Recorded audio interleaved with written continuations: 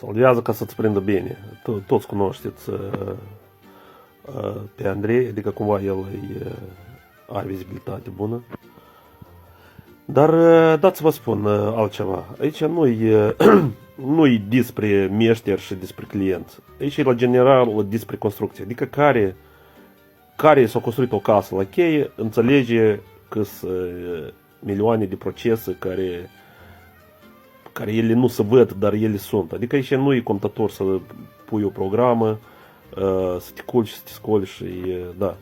E factor uman, da? Adică cumva, da, e clar că ești responsabil de proiect dacă n-ai, am avut și noi multe cazuri, da, nu poți controla toate procesele, dar sunt meșteri diferiți și la fel sunt clienți diferiți, da?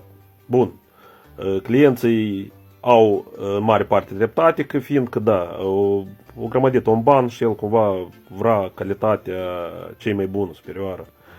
Dar meșterii, sunt meșteri care e de azi pe mâine, dar sunt care lucrează la autoritatea lui, da? El, meșterii buni, ei de obicei nu stau fără lucru.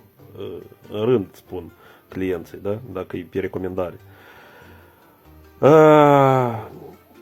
Și vreau să spun, toți fac greșeli, vă spun cu încredere vă spun, toți meșterii, nu-i nimeni ideal. Care viu și spun că eu lucrez fără greșeli, ei să trebuie să fie robot. Dar meșterul rău e cel care a făcut greșeală și nu vrea să îndrepte, sau fuge de la obiect, sau schimbă telefoanele, sau nu răspunde. Adică e ca meșterii ăștia, cu credere vă spun că, da, clar că sunt și clienți, poate cu cerințe supra mari, dar majoritatea, din orice caz, clar că sunt responsabili meșterii. Asta e.